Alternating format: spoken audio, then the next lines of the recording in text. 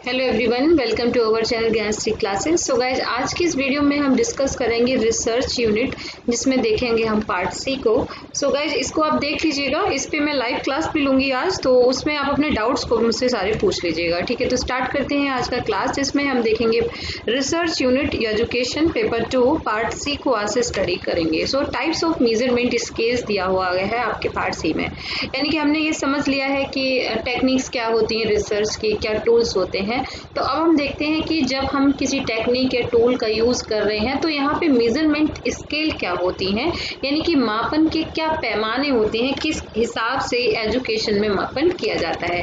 तो गाइज, यहाँ पे जो स्केल होती है, टोटल जो स्केल होती है, टोटल 4 स्केल है। Nominal scale, ordinal scale, interval scale and ratio scale. ठीक है, तो सबसे पहला क्वेश्चन ये आपसे पूछा जा सकता है कि आया भी है इवन कि टाइप ऑफ मेजरमेंट स्केल कितना होता है। तो ये 4 प्रकार का होता है। नॉमिनल को बोलते हैं नामित मापिनी, ऑर्डिनल होती है रैंक वाली, और इंटरवल होती है अंतराल, और रेशियो को बोलते हैं हम जो रेशियो या परसेंटेज में इसको डिनोट करते हैं। अब देखते हैं कि यहाँ पे जो आपका नॉमिनल स्केल है, सो नॉमिनल स्केल का यहाँ पे मतलब क्या है कि जब हम स्टार्टिंग से अगर चलते हैं तो सबसे छोटा जो पैमाना है वो है नॉमिनल, और सबसे जो बड़ा पैमाना है रेशियो है। तो रेशियो के अंदर इन तीनों के गुण होंगे। तीनों चीजें रेशियो स्केल के अंतर्गत मापी जा सकती हैं। इंटरवल स्केल के अंतर्गत ये दोनों चीजें मापी जा सकती हैं, और ऑर्डिनल स्केल के अंतर्गत इसके गुण आते हैं, और नॉमिनल स्केल से यहाँ पे स्टार्टिंग होती है। तो सबसे जो हायर लेवल है स्केल का वो रेशियो स्केल है, और जो सबसे छोटा है वो नॉमिनल स्केल है। तो इस तरह से भी कई बार क्वेश्चन यूजीसी नेट में आया हुआ है। अब देखते हैं कि इनकी क्या खासियत होती है। तो बहुत जनरल चीजें पहले हम समझ लेते हैं कि मान लीजिए कि मुझे कुछ मापना है। ठीक है, मुझे क्लास में स्टूडेंट को मापना है, तो वहाँ पे मैं क्या क्या माप सकती हूँ, किस किस तरह से वहाँ पे चीज़ें क्या क्या मेजरमेंट किया जा सकता है, उसके आधार पे इन स्केल्स का हम क्लासिफिकेशन करते हैं।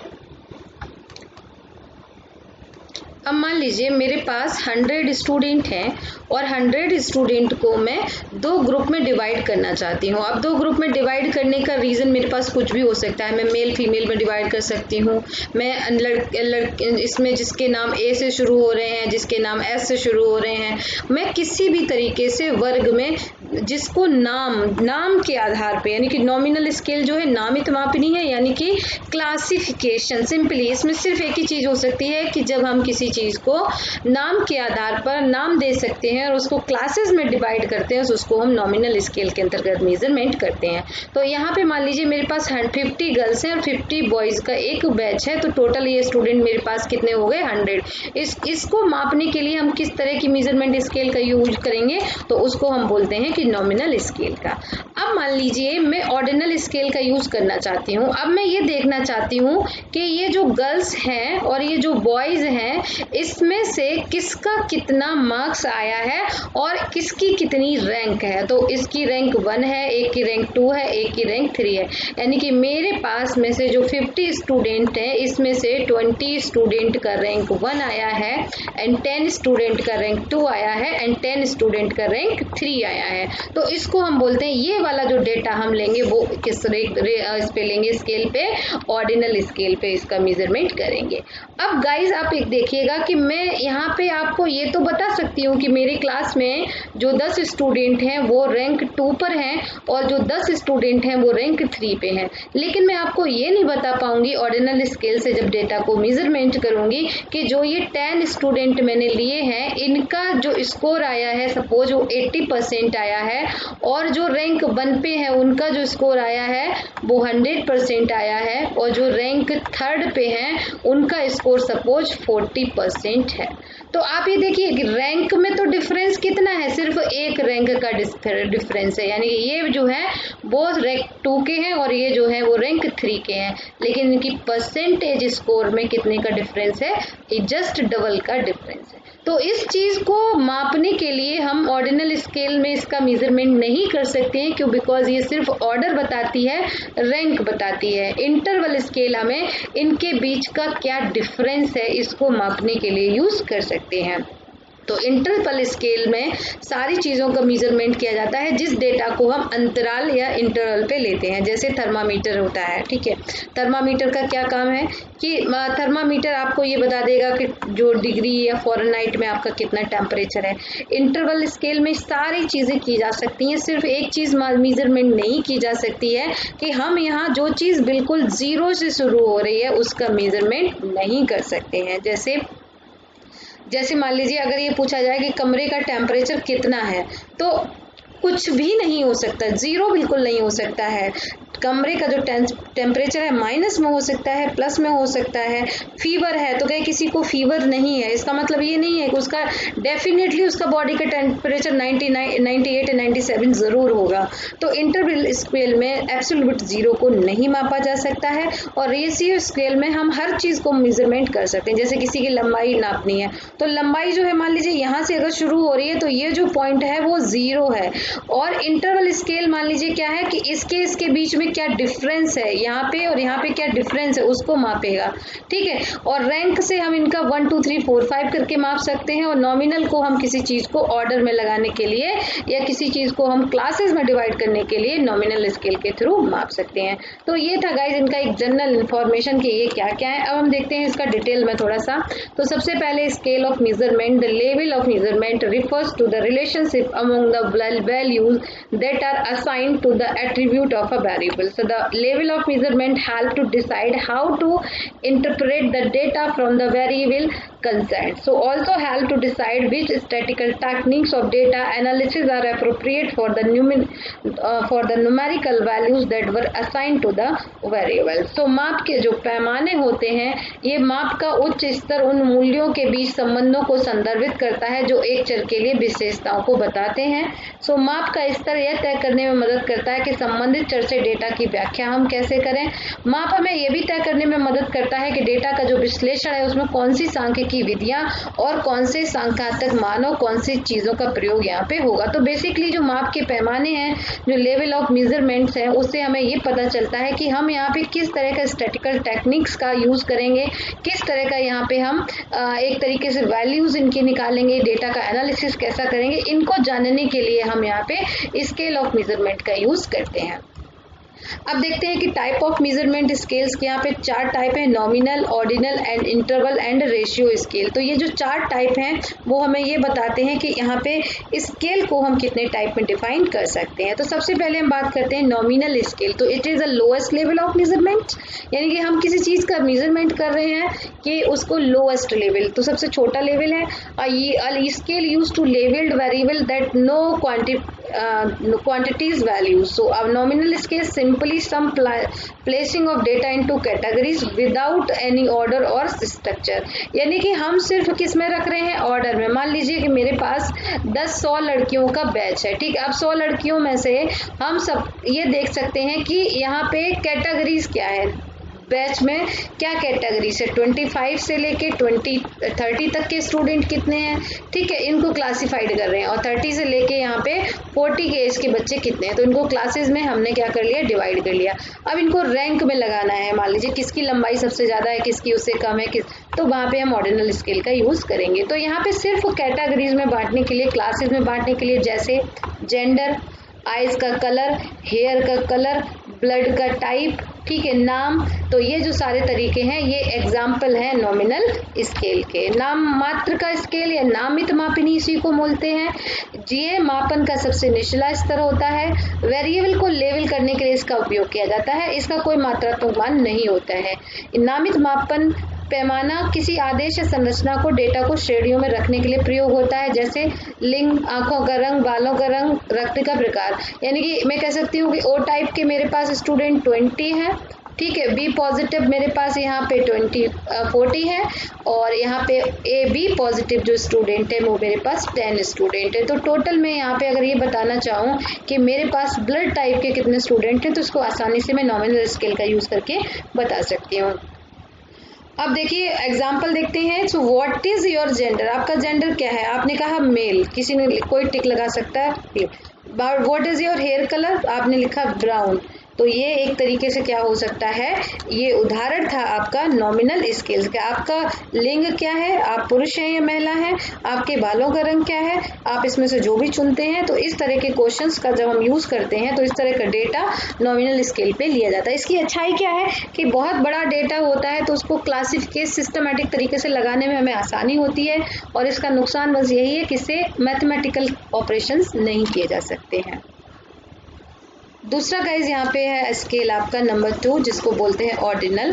सो ordinal scale, a scale use to labelled variable that have a natural order but no quantified difference between values. जैसे मैंने आपको भी एग्जांपल दिया था कि लड़के और लड़कियों में रैंक 1 और कुछ लड़कियां रैंक 1 पे हैं, कुछ 3 पे हैं, तो उनके बीच रैंक का तो बता सकते हैं, लेकिन रैंक के बीच में क्या डिफरेंस है ये नहीं बता सकते। So in ordinal measurement attribute can be rank ordered. The simplest ordinal scale is ranking. तो सबसे आसान है रैंकिंग, जैसे satisfactions, income status, work status, degree of pain. So क्रम सूचक इसको पैमाना बोलते हैं। तो वेरिएबल को लेबल करने के लिए उपयोग किए जाने वाला एक पैमाना है जिसका उपयोग प्राकृतिक क्रम में होता है, लेकिन मानों के बीच में कोई मात्रात्मक अंतर नहीं होता है। क्रमिक माप में विशेषताओं को रैंक आदेशित किया जाता है। सबसे सरल क्रमिक पैमाने का नाम रैंकिंग है। जैसे संतुष्टि, आप कितना संतुष्ट हैं, ठीक है, 1 2 3, तो ये आप ये बता सकते हैं 1 का मतलब है सबसे ज्यादा, 3 का मतलब है सबसे कम। तो आप सबको ये क्वेश्चंस दिए जाएंगे कि आज की वीडियो से आप कितना संतुष्ट हुए, तो आप टिक करेंगे, तो आप रैंक दे रहे हैं, ठीक है। आय की स्थिति, आपकी इनकम कितनी है, 10 lakh per annum, 5 lakh per annum, 1 lakh per annum. तो आप क्या कर सकते हैं, अपनी इनकम को भी बता सकते हैं। कार्यालय की स्थिति, आपकी इनकम लो है या हाई है, ये भी बता सकते हैं, ठीक है। कार्यालय की स्थिति, आपको कितना ज्यादा पेन हो रहा है, तो ये सारी चीजें आप ऑर्डिनल। एग्जांपल के लिए, how many emails message do you receive each day, none, कोई नहीं, 1 से 5, 6 से 25, 26 से 100, मोर देन 100 पर डे। तो ये आप जो बता रहे हैं कि आप एक दिन में कितने ईमेल रिसीव करते हैं, इसमें आप जिस पे टिक लगाएंगे वो ये जो तरीका है वो किसका हो गया, ये एग्जाम्पल हो गया आपका एक तरीके से ऑर्डिनल स्केल का। दूसरा थर्ड वन है हमारा इंटरवल स्केल। इंटरवल स्केल पे काफी क्वेश्चन पूछे जाते हैं। जैसे सबसे ज्यादा क्वेश्चन पूछा जाता है थर्मामीटर किस में आएगा, ठीक है। और इसका एक और क्वेश्चन पूछा जाता है कि एब्सोल्यूट जीरो का मापन किस में किया जाता है या किस में नहीं किया जाता है। तो बस ध्यान रखिए, एब्सोल्यूट जीरो इसमें नहीं होता है। एब्सोल्यूट जीरो का मतलब क्या है कि कोई भी चीज यहाँ से शुरू हो रही है बिल्कुल जीरो से, जैसे लंबाई बिल्कुल यहाँ से शुरू होगी, जीरो से शुरू होती है, चौड़ाई भी जीरो से शुरू होती है, कोई भी चीज। यानी कि अब इंटेलिजेंस स्कोर पूछा जाता है कि आईक्यू किस में आएगा, तो आईक्यू किस में आएगा, इंटरवल में आएगा। यानी कि वो चीज देखिए पहचानने का तरीका क्या है, रेशियो और इंटरवल को। रेशियो में एकदम जीरो आ जाएगा और इंटरवल में जीरो नहीं आएगा। इंटरवल में बच्चे बहुत कंफ्यूज होते हैं। अब हमेशा ध्यान रखो, अगर इंटरवल का क्वेश्चन आया है, मान लीजिए उसने पूछा कि क्या आईक्यू इंटरवल स्केल में आएगा, क्या टेम्परेचर इंटरवल स्केल में आएगा। अब मान लीजिए कि आपका आईक्यू जीरो नहीं हो सकता किसी भी कंडीशन में। अगर हम इसको मान लीजिए इस लेवल पे देखते हैं कि जो आपका नॉमिनलिटी कर्व है, तो आपने देखा कि ये कभी मिलता नहीं है, यानी कि कभी भी ये जीरो नहीं हो सकता। It can be negative, it can be positive, but zero नहीं हो सकता है। तो आईक्यू स्कोर है, तो अगर ये कहा गया कि कोई बच्चा मंद बुद्धि है, इसका मतलब ये है कि उसके अंदर थोड़ी बहुत इंटेलिजेंस होगा, थोड़ा बहुत आईक्यू होगा, नेगेटिव हो सकता है बट जीरो नहीं हो सकता है। So an interval is measurement the distance between attribute does have meaning. तो डिस्टेंस है ना, एक से लेके इसके बीच में क्या डिस्टेंस है। So we can interpret difference in the distance along the scale. So a scale use to label variable have a natural order and a quantified difference between values and but no true zero. तो ध्यान रखिएगा कि इसमें true zero या absolute zero नहीं होता है। तो अंतराल जो स्केल है, हम इसमें दूरी की व्याख्या कर सकते हैं, विशेषताओं के अर्थ बता सकते हैं, तापमान को माप सकते हैं, credit score, IQ score, set score and variable को लेबल करने के लिए उपयोग किए जाने वाला एक पैमाना है जिसको प्राकृतिक क्रम मानों के बीच में मात्रात्मक अंतर को माप सकते हैं, लेकिन ट्रू जीरो यानी कि जो वास्तविक सत्य है उसको मापन नहीं हो सकता है। एग्जाम्पल के लिए एक दिन में कितने घंटे होते हैं, सपोज 12 आवर होते हैं, ठीक है। तो आप 0 से लेके मिडनाइट के बीच में क्या डिस्टेंस है उसको बता सकते हैं, 8 घंटे हो रहे हैं, ठीक है। 24 आवर्स में आप इसके बीच में डिफरेंसेस को बता सकते हैं। तो ये जो सारा है वो किस पे माप सकते हैं, हम रेशियो स्केल पे माप सकते हैं, सॉरी इंटरवल स्केल पे माप सकते हैं। ऐसे ही गाइज हमारा डिस्ट्रीब्यूशन होता है कि इस तरह से हम बनाते हैं कि 10 से लेके 20, फिर हम बनाते हैं कि 21 से लेके 30, ठीक है, फिर 31 से, तो इस तरह से हम अंतराल बनाते हैं जब एजुकेशन में आप स्टैटिक्स के क्वेश्चंस करते हैं। तो ये भी एक तरीका है, ये भी एक इंटरवल स्केल का ही एग्जांपल है। अब बात करते हैं हम रेशियो स्केल की। तो रेशियो स्केल क्या है, a scale use to levelled variable have a natural order, a quantified difference between values and a true zero. This means that you can construct a meaningful fraction or ratio with a ratio variable जैसे height, weight और length.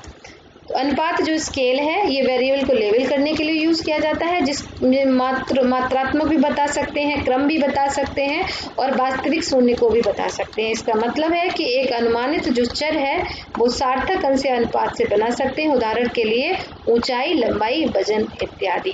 Comparison अगर करते हैं तो यहाँ पे नामों को बताने के लिए हम नॉमिनल स्केल को बता सकते हैं, ठीक है।